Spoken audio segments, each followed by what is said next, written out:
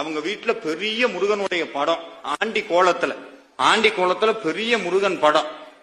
அத வாங்கும் போதே அவங்க சொன்னாங்களாம், கூட இருந்தவங்க எல்லாம், ஆண்டி முருகனை வாங்காதா, ஆண்டியா போயிருவ அப்படின்னா.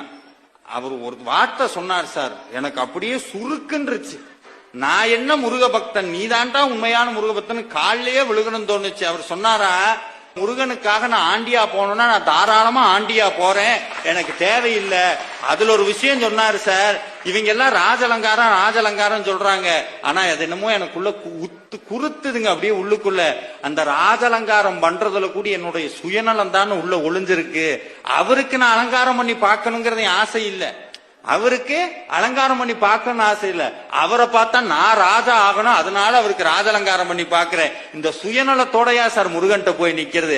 அப்படி வேண்டவே வேண்டான்னு அவர் சொன்னாருங்க. எப்ப இந்த ஆண்டி முருகன் எங்க வீட்டுக்குள்ள வந்தாரோ சார், நான் வாங்கிட்டு வரும்போது வாடகை வீடு இப்ப சொந்த வீட்டுல உட்கார வச்சு, அந்த சொந்த வீட்டுக்கு எனக்கு உட்கார வச்சிருக்கிறார். இன்னொன்னு சொல்ற சார், Download ShareChat.